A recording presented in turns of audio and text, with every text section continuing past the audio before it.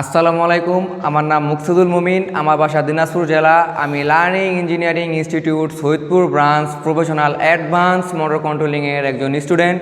আজকে আমরা একটা সার্কিট সম্পূর্ণ করেছি, 3টি মোটরকে পর্যায়ক্রমে চালানো কন্ট্রোল সার্কিট।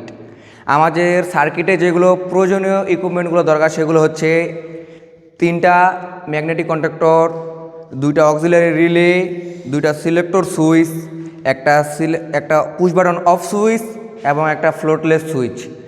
আমরা ফ্লোটলেস সুইচ দিয়ে 3টি মোটরকে অটোমেটিক কন্ট্রোল করতে পারবো এবং সিলেক্টর সুইচ দিয়ে ম্যানুয়ালভাবে আমরা নিজের সাহায্যে আমরা মোটরকে চালাতে পারবো।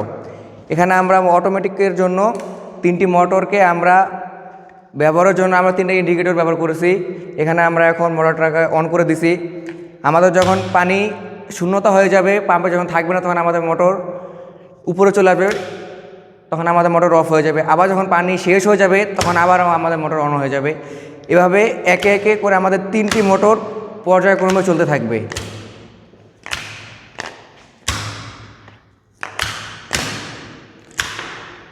ধন্যবাদ। আসসালামু আলাইকুম।